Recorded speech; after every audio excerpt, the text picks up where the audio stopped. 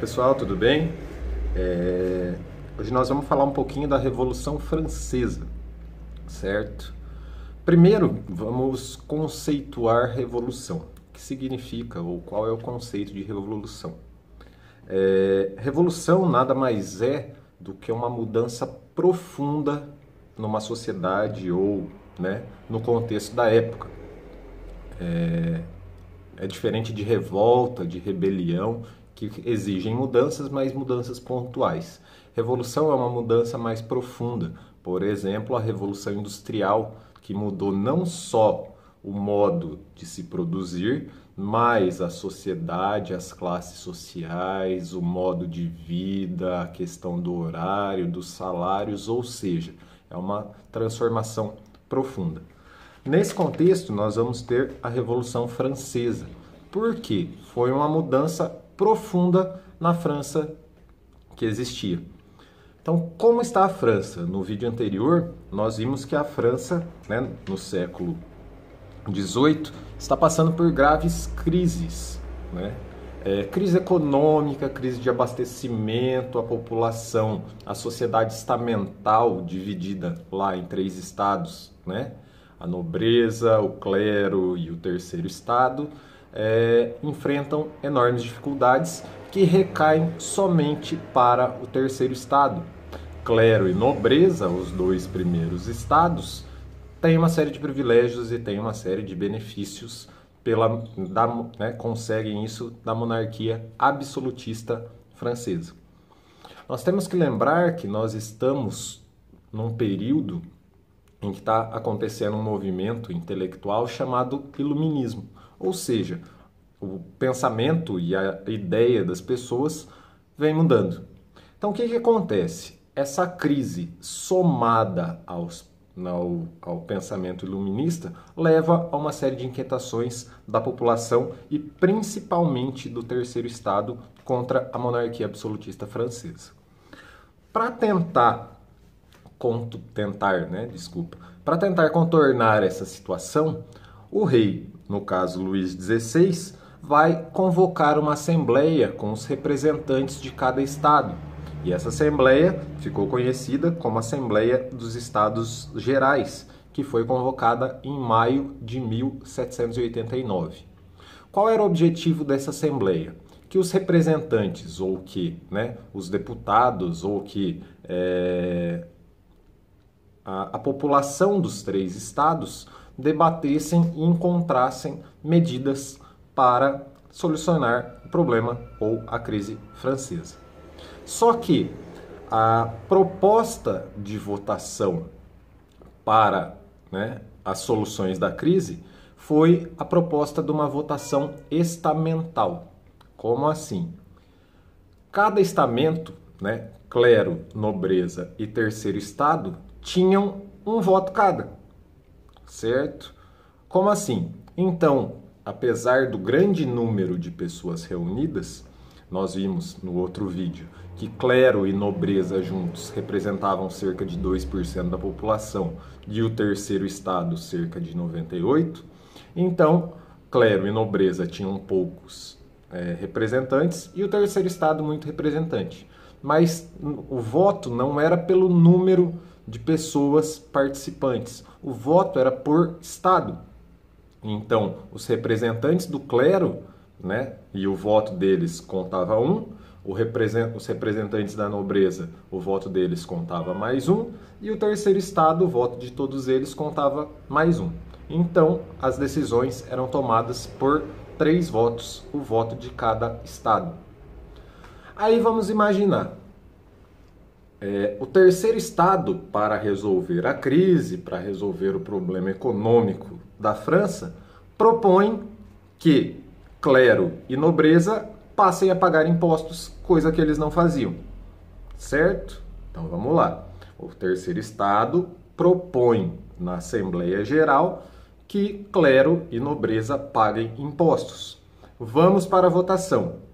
Terceiro estado, vocês concordam com que clero e nobreza paguem impostos? Sim, concordamos. Um voto a favor dos impostos.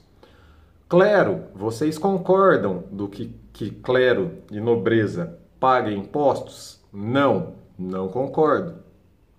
Um voto a favor da cobrança de impostos, um voto contrário à cobrança de impostos. Nobreza, vocês concordam que clero e nobreza paguem impostos? Não, não concordamos. Ou seja, 2 votos para não cobrança de impostos, 1 para cobrança de imposto. A proposta do terceiro estado não passou. Outro exemplo, outra ideia. O que nós vamos fazer? Vamos criar uma Constituição, vamos criar um conjunto de leis e de regras que todos devem seguir? Terceiro estado, vamos criar uma Constituição? Sim, vamos criar.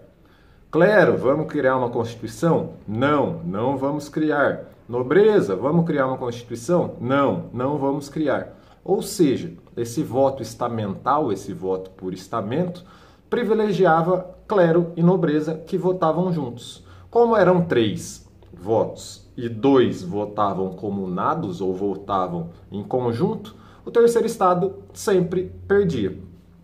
Isso leva à insatisfação do terceiro estado e o terceiro estado vai se retirar dessa assembleia e vai se reunir numa outra sala do Palácio de Versalhes. Após algumas semanas, eles vão ganhar apoio de membros dissidentes do primeiro e do segundo estado, ou do clero e da nobreza, poucos, e eles vão se autodeclarar como Assembleia Nacional.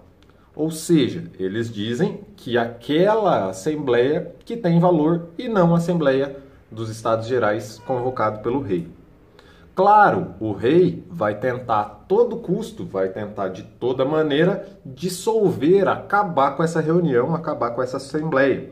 Mas o pessoal da Assembleia se mantém firme, se mantém proposto a manter seus trabalhos até elaborar uma Constituição.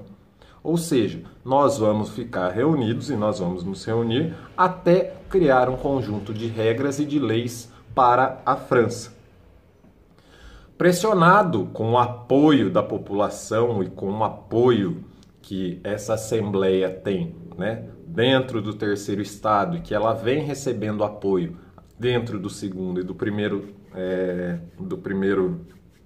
estado, o rei, né, o Luís XVI, vai ser obrigado ou vai ser forçado a legitimar e a reconhecer essa Assembleia que, em 9 de julho de 1789, se auto-intitula Assembleia Nacional Constituinte. Ou seja, uma reunião para fazer uma Constituição para a França.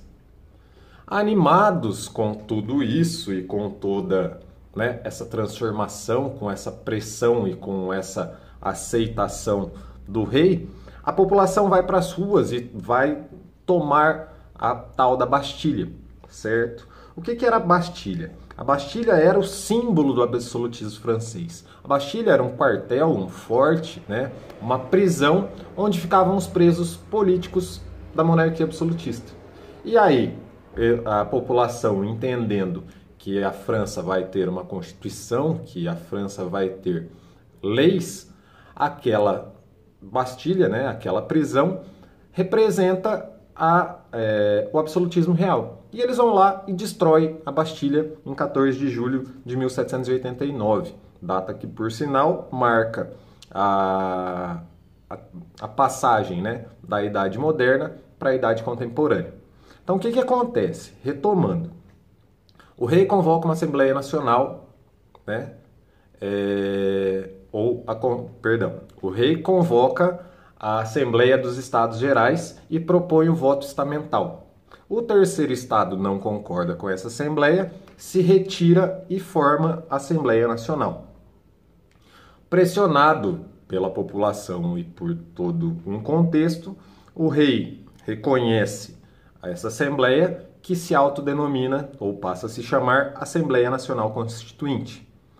Com a formação da Assembleia Nacional Constituinte, a população vai para as ruas e toma a Bastilha, né, a tal da queda da Bastilha, que marca o início da Revolução Francesa. Algum tempo, depois de reunida, essa Assembleia Nacional Constituinte vai criar algumas leis e algumas regras. Uma das mais importantes ainda em 1789, é a Declaração dos Direitos do Homem e do Cidadão. O que foi essa declaração? Essa declaração, né, elaborou alguns artigos, ela vai ser a lei ou ela vai ser a base da futura Constituição Francesa. E ela vai colocar, ou dentro dela vão ter alguns artigos com valor de lei que passam a ser válidos dentro da França. Então, por exemplo, um dos artigos, ou o primeiro artigo dela, diz o seguinte, perdão, os homens nascem livres e permanecem livres e iguais em direitos. As distinções sociais não podem ser fundadas senão na utilidade do homem. O que esse artigo diz? Que todo mundo é livre e permanece livre e igual em direito. Ou seja, de maneira resumida, os direitos são iguais para todos, certo?